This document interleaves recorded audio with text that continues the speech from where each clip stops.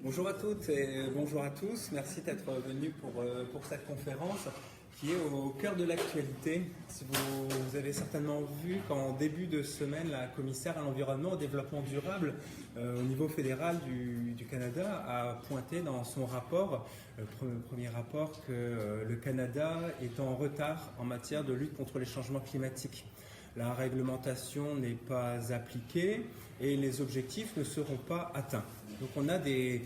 du retard dans ce domaine. Et donc on peut se demander si à un moment il ne faudrait pas pouvoir agir, enjoindre l'État pour qu'il honore ses obligations. Or on observe un phénomène au niveau international de contentieux climatique, c'est-à-dire de plus en plus d'États font l'objet de poursuites par des personnes, par des associations, pour justement les mobiliser, pour qu'ils agissent en matière de lutte contre les changements climatiques. C'est un véritable phénomène en émergence. Il y a aussi des actions qui sont réalisées contre les entreprises. Et donc nous avons le plaisir de recevoir Martha Toreshov, qui est professeure invitée ici à l'Université Laval. Elle est également directrice de recherche au CNRS en France. Elle est chargée de cours à l'Université Paris 1 Panthéon-Sorbonne et elle dirige un groupe de recherche sur la mobilisation du droit dans le contentieux climatique. Alors nous n'avions pas d'autre personne plus adaptée que Martha pour nous parler de ce phénomène.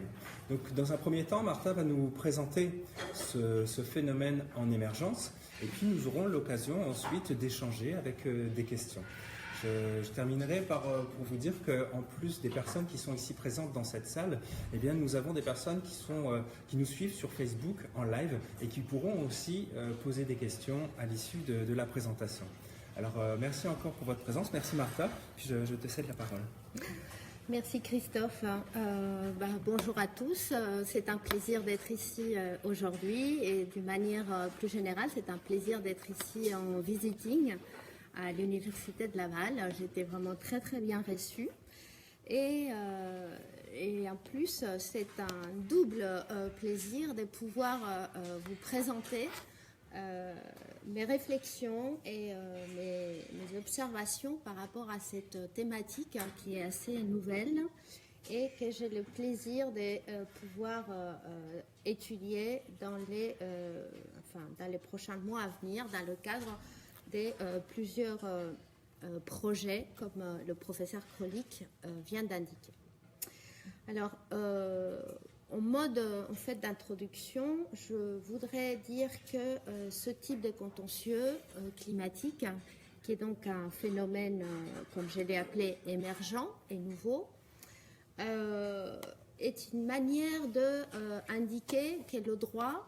la science juridique, a une place très importante dans la lutte contre le changement climatique et qu'à côté des négociations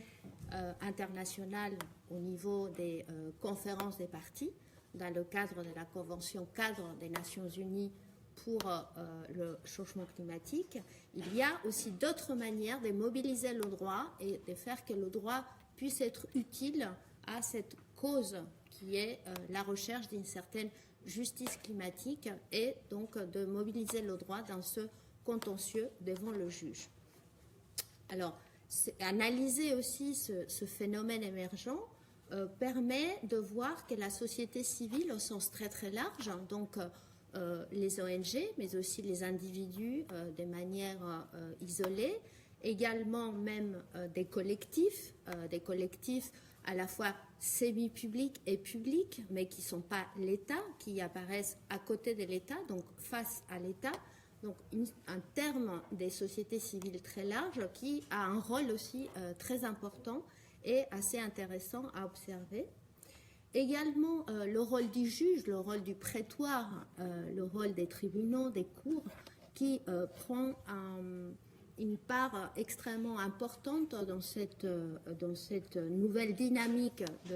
climatique à partir de l'étude de ce contentieux. Et c'est un phénomène contentieux qui a augmenté énormément depuis 2015, ce qui nous place dans un contexte à la fois ex ante, c'est-à-dire avant l'accord de Paris de 2015, mais également après, puisqu'on voit un contentieux qui continue à émerger et à se développer. Ça veut dire que le contexte en fait des politiques internationales climatiques est finalement favorable à l'émergence de ce phénomène des contentieux. Donc, comme j'ai dit tout à l'heure, la présentation que je vais faire, elle vient pas de nulle part, hein, c'est le fruit des travaux intérieurs, des travaux personnels et des travaux aussi de l'équipe que je dirige à Paris. Et ces analyses se situent très précisément dans le cadre de 2 projets qui sont financés. Le premier, il s'appelle les dynamiques du contentieux climatique et il est financé par la mission Droit et Justice,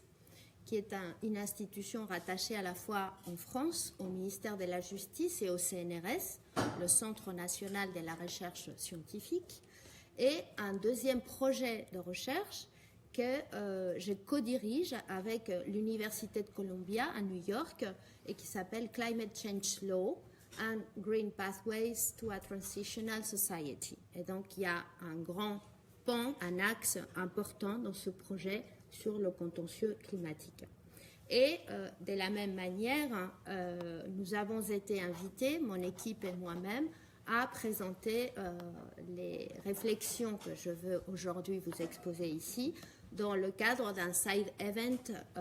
à la COP 23 à Bonn, donc en novembre prochain. J'ai suivi un plan très français finalement pour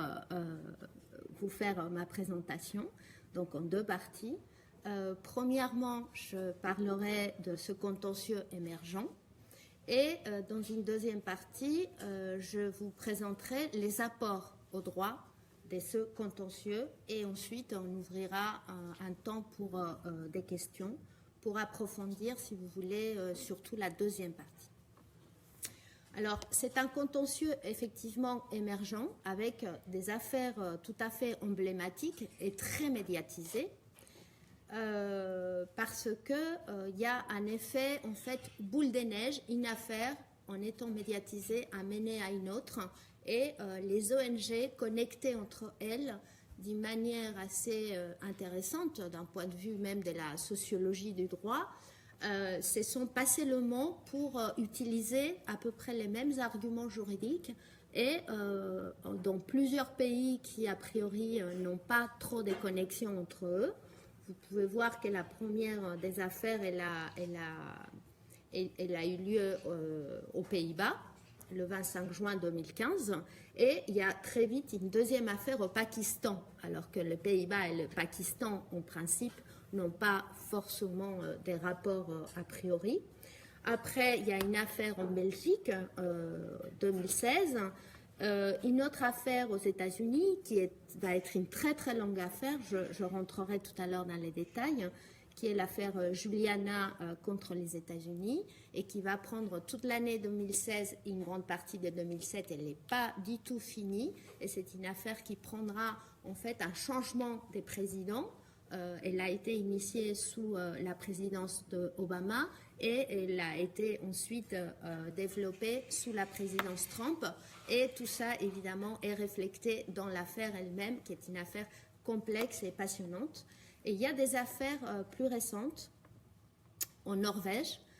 en Suisse, en Autriche, en Allemagne, en Afrique du Sud et bon, je m'arrêterai là parce que sinon on n'en finirait pas, mais pour ceux qui seront intéressés, éventuellement à la fin de la conférence, vous m'enverrez un mail et je pourrai vous envoyer de la documentation sur ces questions. Donc, pourquoi est-ce que la justice est au service du climat? Pour plusieurs raisons, mais notamment par rapport aux acteurs qui vont intervenir dans ce type d'action. D'abord, comme j'ai dit tout à l'heure, le juge qui va avoir un rôle prépondérant, donc le prétoire qui deviendra le lieu de résolution de certains aspects de ce phénomène mondial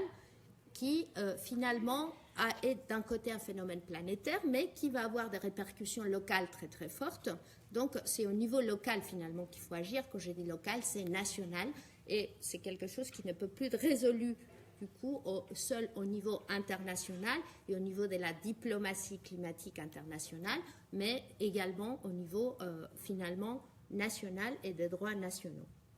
Ça nous fait sortir évidemment d'une conception qu'on a un peu traditionnelle, une binarité des droits, en tous les cas en France, dans le système juridique français, qui est la division entre le législatif et le judiciaire, pour saisir finalement la complexité finalement de ce que c'est que la création du droit lorsque les deux vont se mettre en rapport et que le judiciaire va prendre un peu les devants par rapport au législateur. Cette question du contentieux climatique devant les juges va également faire que les juges vont prendre conscience qu'il y a des droits fondamentaux, un droit à un environnement sain dans beaucoup des pays où ces actions ont eu lieu. Et donc, il s'agit de se rendre compte que ce droit à l'environnement sain doit comprendre également un droit à un climat stable, un climat durable, un climat sain, et que donc ce droit fondamental à l'environnement, il peut se décliner aussi par rapport à la problématique climatique. Ces actions contentieuses, elles se sont développées à partir des années 2000 avec différents acteurs de la société,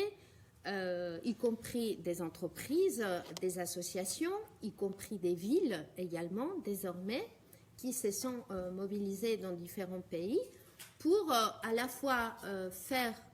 bouger les choses à l'intérieur de chaque pays en mobilisant à chaque fois le cadre normatif national qui existait, donc avec les moyens de bord,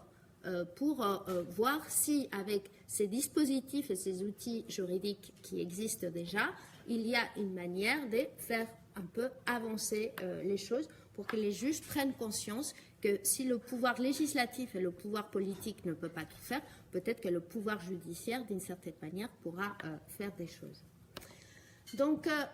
troisième élément important dans ce contentieux émergent, c'est, comme j'ai dit tout à l'heure, le rôle de la société civile et des collectivités. Alors, quand j'avais commencé à travailler sur ça, c'est vrai qu'on s'était surtout focalisé sur le rôle des ONG. Et ça nous avait fascinés. Et on avait voulu étudier comment ces ONG s'organisaient, comment sociologiquement elles se sont constituées, qui est dans ces associations, quelle est leur connaissance du droit, quel est le rôle des juristes en fait qui sont dans ces associations et qui ont une grande connaissance finalement des outils juridiques qui doivent être mobilisés. Et donc ça nous avait beaucoup intéressé, ça nous intéresse toujours d'ailleurs, mais on s'est rendu compte qu'à côté de ces actions qui sont faites à la base par des associations et des ONG, il y a aussi d'autres collectifs, comme j'ai dit tout à l'heure, qui sont par exemple les villes qui vont interposer des actions soit contre l'État directement, soit carrément contre les entreprises qui pourraient être à l'origine en fait de l'augmentation des gaz à effet de serre. Et j'expliquerai tout à l'heure un des cas les plus emblématiques qui met bien en avant le rôle finalement des villes qui peut être vraiment intéressant à étudier. Donc, dernier élément, c'est ce contexte normatif à la fois politique dans lequel ce genre d'actions vont prendre naissance et vont pouvoir en fait se développer. C'est un contexte, un environnement très très large en fait de l'accord de Paris. L'accord de Paris, décembre 2015, et c'est ce qu'on appelle la zone d'influence au fait de cet accord de Paris, c'est-à-dire que l'accord de Paris, ce n'est pas juste une négociation qui a lieu à un moment donné dans un lieu donné, c'est évidemment une négociation qui est très préparée en avant depuis l'année finalement pour l'accord de Paris 2012-2013. Après Bali, on s'est rendu compte qu'il fallait quand même faire autrement. Et en plus de ce contexte des négociations internationales et politiques, il y a aussi ce contexte judiciaire où il y a une sorte d'exaltation de l'ambiance pré-accord de Paris et qui va beaucoup favoriser la naissance et le développement de ces actions. C'est pour ça qu'on l'a appelé la zone d'influence en fait de l'accord de Paris. Et ça s'inscrit dans ce que beaucoup de négociateurs et beaucoup d'ONG et des think tanks ont appelé le momentum for the change, c'est-à-dire c'est le moment d'échanger, c'est le moment de faire quelque chose pour le climat. On ne peut pas rester seulement en négociation, on va essayer de mobiliser aussi cette nouvelle énergie, cette exaltation autrement, donc pourquoi pas devant les juges. Donc il y a évidemment un temps à la fois chronologique, idéologique et juridique qui se trouve autour de cet accord de Paris et qui est assez intéressant à observer. Je vais maintenant présenter d'une manière rapide, puisque je n'ai pas non plus toute la matinée pour le faire, mais je vais faire rapidement. Je vais essayer de présenter quelques affaires qui sont les plus connues. Donc la première de toutes, c'est, comme j'ai dit tout à l'heure, l'affaire Urgenda. Urgenda contre les Pays-Bas, 25 juin 2015. Urgenda, c'est le nom de l'ONG qui est à l'origine de cette action. Et Urgenda, c'est la contraction des urgences et d'agenda. Donc c'est une ONG qui a décidé de s'appeler de cette manière, puisqu'il considère qu'il y a une urgence à faire quelque chose pour le changement climatique et qu'il y a donc un agenda, c'est-à-dire un calendrier. On ne peut pas non plus faire traîner les choses, il faut les faire donc dans cette urgence. Tout a commencé par une lettre que cette ONG a adressée au ministère de l'Environnement aux Pays-Bas, dans lequel on leur demandait d'agir vite en leur disant que ce que le gouvernement faisait n'était pas suffisant et que ça ne remplissait pas les engagements en matière internationale et en matière de droit communautaire que les Pays-Bas avaient en principe dit qu'ils feraient. Et comme la réponse en fait du ministère n'a pas du tout satisfait l'ONG, une fois qu'ils avaient, disons, épuisé cette voie administrative d'échange des lettres, ils ont décidé de porter une action. Alors, le système judiciaire néerlandais n'est évidemment pas du tout le même que le système canadien et c'est pas du tout non plus le même que le système français. Donc, c'est une action qui est portée devant un tribunal civil et administratif. C'est-à-dire que, du coup, les arguments de droit, à la fois en droit administratif et en droit civil, sortis du Code civil, vont pouvoir se mélanger et ça va faire une action très forte et très très riche en argumentation juridique, assez originale. Et surtout, l'argument qui va être mis en avant, c'est celui de la carence fautive de l'État, c'est-à-dire l'État n'a pas fait ce qu'il fallait et ils ont violé leur devoir de diligence et de vigilance envers les citoyens. Donc, l'État est considéré responsable pour ne pas avoir suffisamment agi selon les engagements des Pays-Bas. Donc, l'ONG Urgenda va invoquer les engagements internationaux en matière climatique et les engagements communautaires. Ils ont également mis en avant des questions de droit constitutionnel et donc le droit à un environnement sain, ainsi que le principe de développement durable en se basant sur le fait que le changement climatique va contre les droits des générations futures et que donc le principe de développement durable qui justement favorise la protection des générations futures est donc un principe qui doit être pleinement respecté sur les questions climatiques et que le gouvernement des Pays-Bas n'avait pas respecté cela. Également sera invoqué, comme j'ai dit tout à l'heure, le devoir de diligence de l'État, le duty of care, et également le principe des précautions et le principe des préventions. La Cour qui va donner elle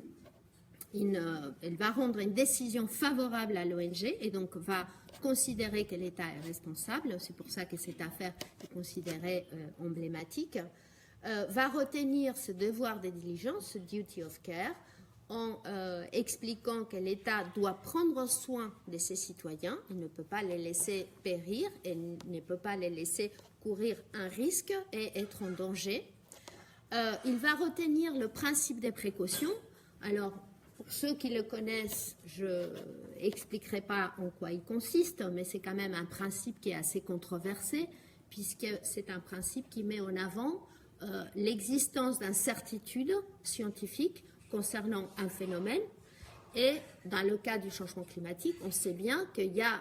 des certitudes, mais il y a aussi beaucoup d'incertitudes, puisque les expertises scientifiques ne sont pas toujours forcément d'accord. Donc, pour accepter que le phénomène climatique existe et que malgré le fait qu'il y a des incertitudes, il faut quand même prendre des mesures et faire quelque chose, c'est une affirmation finalement très très forte de la part du tribunal sur l'existence et sur la certitude qu'il y a effectivement un changement climatique qui est là et qu'il faut faire quelque chose, même si ce n'est pas certain à 100%. Donc c'est une affirmation très très forte, c'est un engagement finalement de la part de ces juges d'avoir accepté cet argument du principe des précautions qui sera tourné en fait avec un bilan coût-bénéfice. Donc ils vont faire une analyse, je ne rentrerai pas dans les détails, ça serait trop long, mais pour faire court, les juges vont accepter de faire une analyse économique du droit en disant qu'il faut retenir ce principe des précautions parce que ça coûtera beaucoup plus cher de ne pas agir maintenant et de faire quelque chose pour l'atténuation des gaz à effet de serre que d'attendre et d'agir plus tard. Et que donc, ce n'est pas du tout intéressant pour l'État d'attendre et d'agir plus tard puisque ça coûtera plus cher. Donc, autant le faire maintenant, donc autant prendre maintenant des mesures de précaution.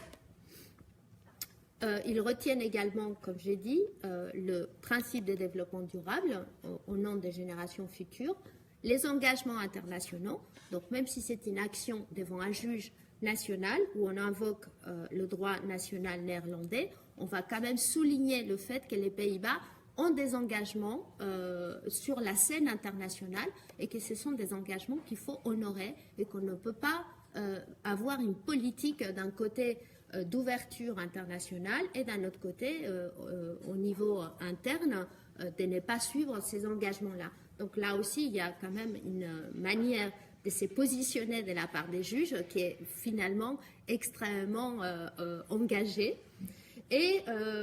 également, les juges ont considéré que les Pays-Bas, puisque c'est un pays du Nord, donc un pays développé,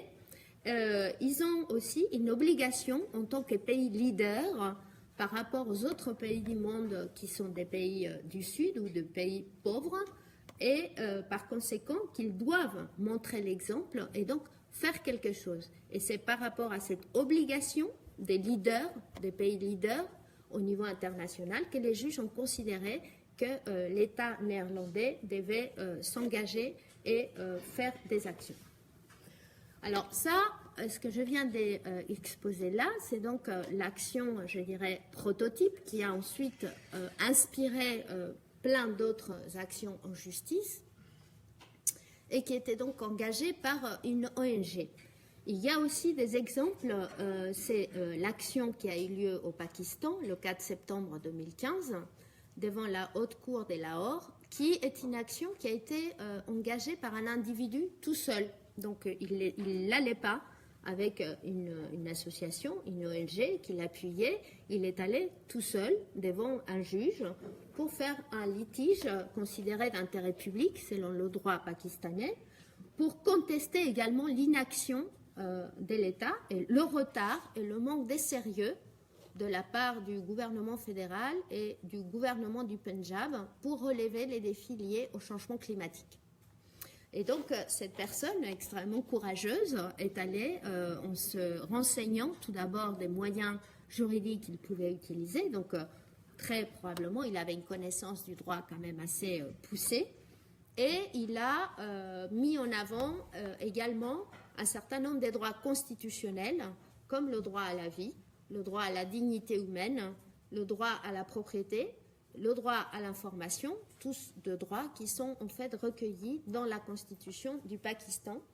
pour dénoncer le délai et la léthargie de l'État par rapport à ces droits fondamentaux des citoyens qui, selon lui, n'étaient pas garantis puisque l'État ne prenait pas en compte le fait qu'il y avait un changement climatique et qu'il fallait prendre des actions, notamment par rapport à la sécheresse et à la qualité de l'eau.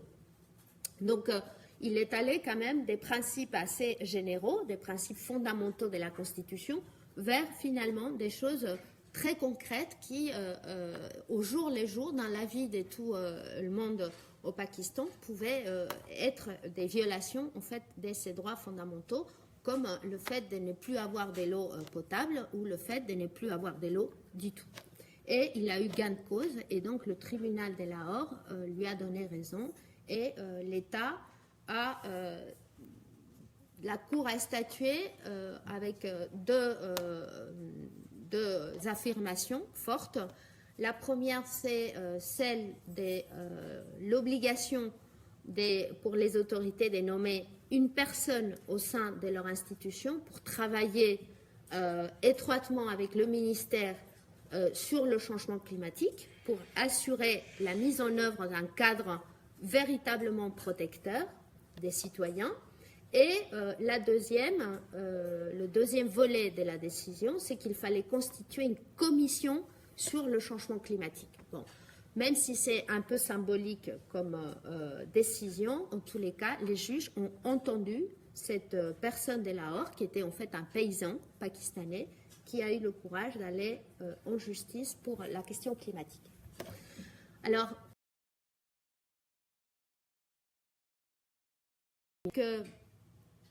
qu'on violait le principe des préventions, qu'on violait le principe des précautions, qu'on violait l'obligation juridique des précautions, que le climat, le changement climatique est un dommage à la fois actuel mais également futur, et qu'il s'agit d'un dommage progressif, et en tant que dommage progressif, l'État doit prendre des mesures dès maintenant et ne pas attendre qu'il y ait des effets encore plus forts. Alors, cette décision, elle est extrêmement bien construite, en fait, l'argumentaire. Malheureusement, ce qui s'est passé, c'est que le tribunal a relevé un problème de la langue utilisée, puisque vous savez qu'en Belgique, il y a 2 langues qui sont parlées, et on a considéré qu'il fallait faire une action également en français, puisque l'action elle avait été faite en flamand, et par conséquent, avec ce défaut en fait linguistique, le tribunal n'a pas eu à se prononcer. Donc pour l'instant, il n'y a pas eu une décision tranchante. Donc on ne sait pas très bien quelle sera l'issue. L'action aux États-Unis, elle est extrêmement intéressante parce qu'elle a commencé en août 2015, donc juste avant la signature de l'accord de Paris. Elle se poursuit encore aujourd'hui, donc en 2007, elle n'a pas encore été tranchée, même s'il y a eu à chaque fois des protestations de la part du gouvernement qui ont essayé de paralyser l'action. Et donc, à chaque fois, on est allé devant différents tribunaux pour essayer de mettre de côté l'action. Et à chaque fois, les juges ont considéré que le gouvernement avait tort d'essayer de bloquer l'action et que l'action, elle continuait. Mais tout ça, effectivement, a énormément retardé l'avènement d'une décision finale. Donc, c'est encore en cours. Il s'agit d'une ONG il s'agit en fait plutôt d'un groupe d'enfants, des jeunes enfants et des adolescents et quelques adultes qui se sont regroupés en formant eux-mêmes une ONG qui s'appelle Our Children Trust, et ils ont utilisé, comme leur nom l'indique, surtout la doctrine du Public Trust, qui est, comme vous le savez, une doctrine en fait en droit américain très puissante qui permet la protection de l'environnement sur le fondement d'un public trust, donc d'une fiducie publique, c'est-à-dire que l'État doit en fait garder ce bien collectif qui est l'environnement et dans ce cas-là qui est l'atmosphère et donc contre les perturbations dues au changement climatique. Également, ont été mis en avant dans cette affaire des droits constitutionnels, comme dans les affaires précédentes, le droit à la vie, le droit à la liberté, également le droit à la propriété. Et ils ont essayé de construire un nouveau droit des natures constitutionnelles tiré de ces droits-là qui existent déjà dans la Constitution américaine, le droit à la vie, à la liberté, à la propriété, et qui serait un droit à un climat stable et durable. Donc, ce droit à un climat stable et durable comment définir ce qu'est un climat stable et un climat durable et comment le rattacher à des valeurs constitutionnelles, c'est là toute la problématique de cette ONG qui a essayé de construire un argumentaire juridique solide et valable. Et pour cela, ils ont fait appel à plusieurs professeurs de droit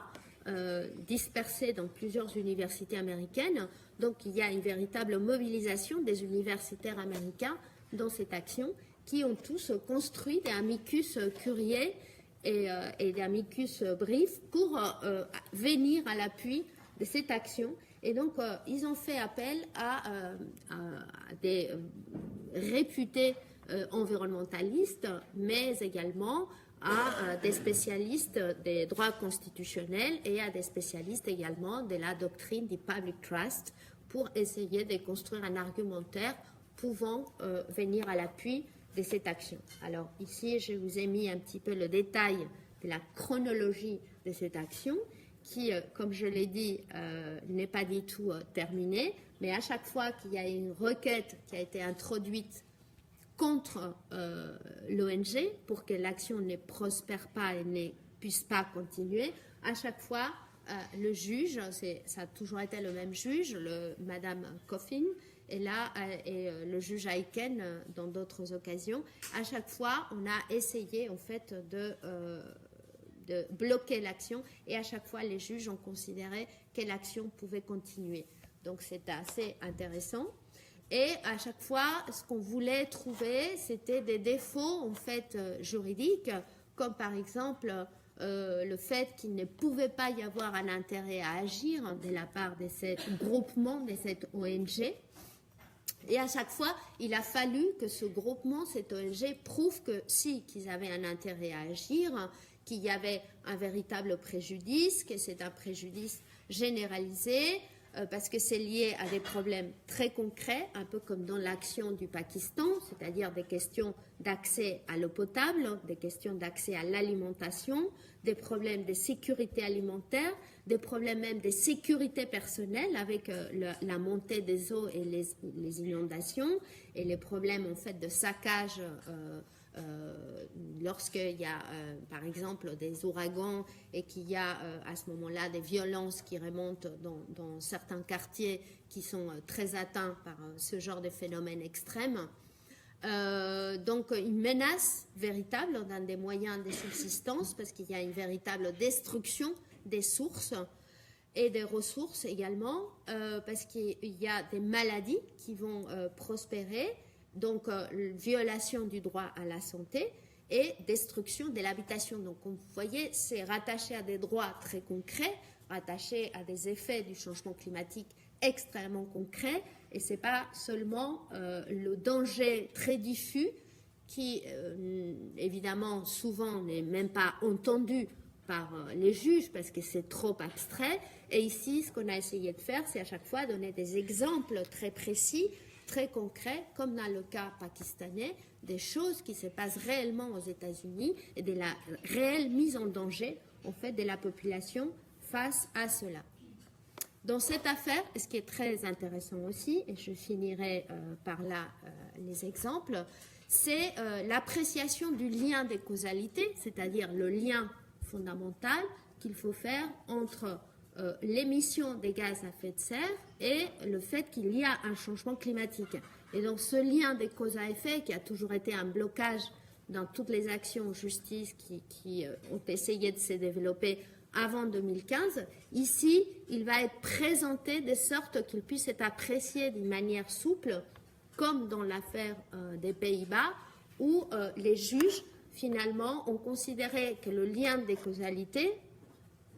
qui est toujours un obstacle à la fois temporel et spatial,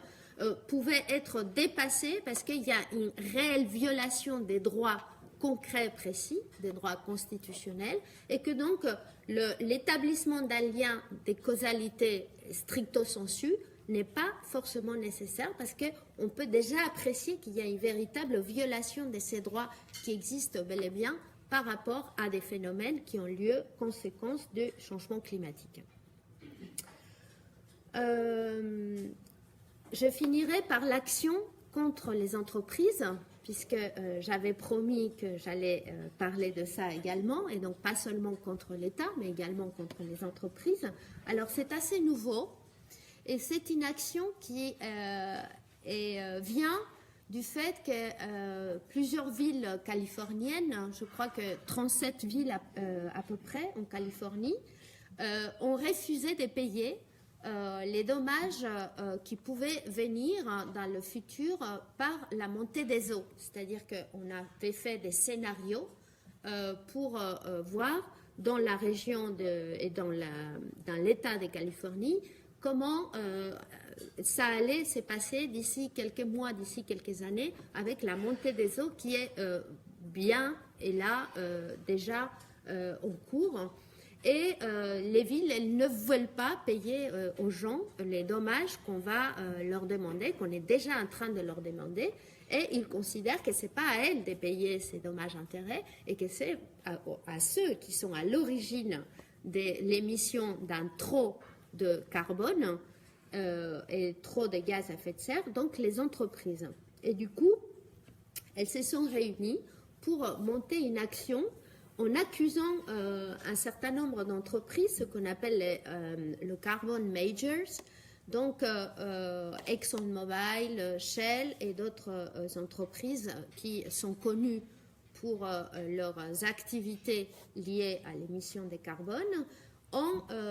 disant que ces entreprises avaient connaissance depuis un moment des risques dus au réchauffement climatique liées à leurs activités, parce qu'il y a eu des expertises scientifiques qui leur ont été remises, et donc il y a eu plusieurs scientifiques qui ont témoigné, des scientifiques qui ont travaillé pour ces entreprises et qui ont témoigné en disant qu'ils avaient effectivement vu passer ces expertises scientifiques-là, qu'ils avaient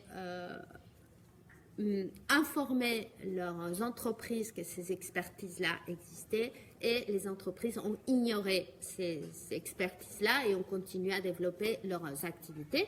Et donc, ces villes-là considèrent que ces entreprises n'auraient pas dû ignorer l'existence de ces expertises, et du coup, ils ont entamé cette action en justice. On verra si ça a une continuité ou si ça va rester vraiment une chimère. C'est intéressant en tous les cas à observer. Et il y a d'autres débuts d'action également. Donc, les procureurs généraux des îles Vierges et du Massachusetts qui ont annoncé qu'ils allaient rejoindre le procureur de l'État de New York dans une enquête pour savoir si ExxonMobil avait menti ou pas menti sur l'impact de ses activités sur le changement climatique. Et également en Californie, une information judiciaire qui a été ouverte en juillet 2016 suite à un rapport d'expertise scientifique qui s'appelle l'Union de Scientists, de Concerned Scientists, qui affirmait que cette compagnie, il y avait une compagnie pétrolière qui connaissait les liens néfastes entre la combustion d'énergie fossile et le changement climatique depuis 1981 et qu'ils n'avaient pas changé pour autant des lignes politiques et financières dans l'entreprise. Donc autant d'actions qui sont ouvertes et qu'il faudra suivre. Quels sont donc les apports au droit de ce type de contentieux, de ces actions que j'ai un peu expliquées de manière anecdotique? Il y en a plein d'autres. Déjà, vont impulser ce qu'on appelle la justice climatique, c'est-à-dire rétablir une certaine justice, une certaine équité face aux problèmes climatiques, que ce ne soient pas toujours les mêmes qui payent, que ce ne soient pas toujours les mêmes qui soient les plus vulnérables, que ce ne soient pas toujours les mêmes qui soient victimes, qu'il y ait un peu un partage des fautes et des dommages et que les gens prennent leurs responsabilités. Il y a un argumentaire très innovant, comme j'ai dit tout à l'heure, parce qu'on va mobiliser quand même des droits constitutionnels qu'on n'avait peut-être pas imaginé qui pourraient être mobilisés pour penser changement climatique. On va également mobiliser des éléments de la soft law,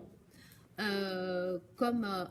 les principes d'Oslo, qui sont des principes qui mettent en avant la question du changement climatique et le principe des précautions, et qui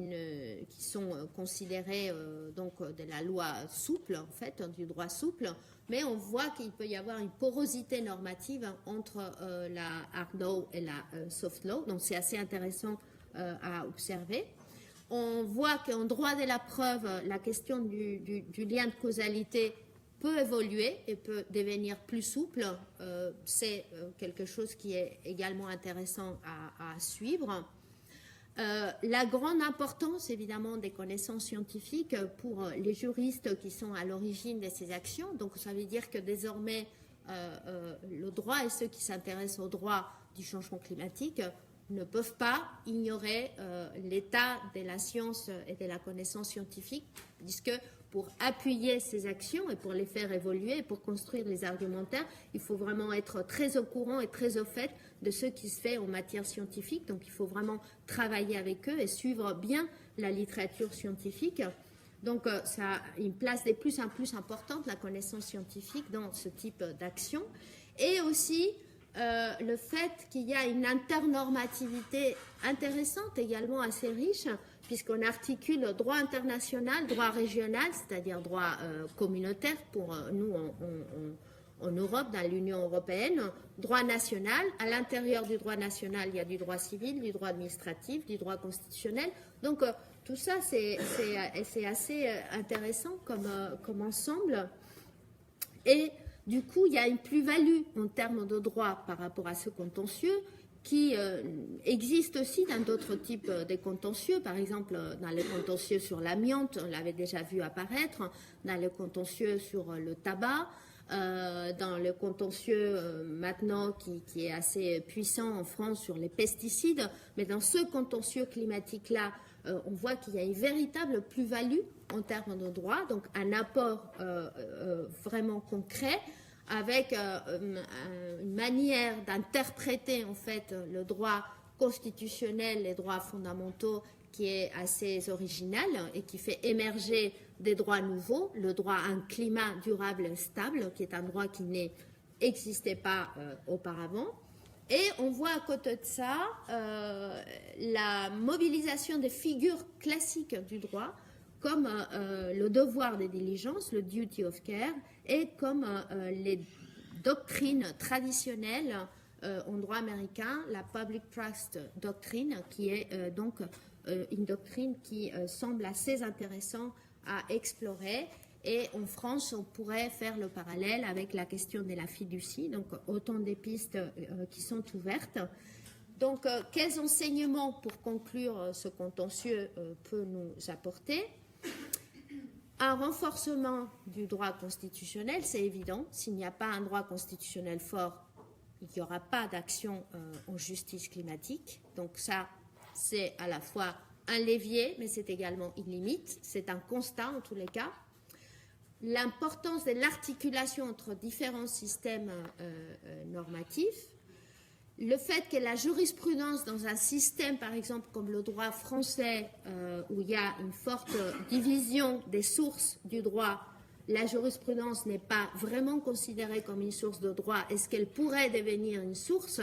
des créations du droit si ce type de contentieux se développe? C'est une question qui reste ouverte. Et finalement, évidemment la question de la séparation des pouvoirs, hein, puisque ça remet quand même en cause finalement la base de nos droits, en tous les cas, le droit français, le pouvoir législatif,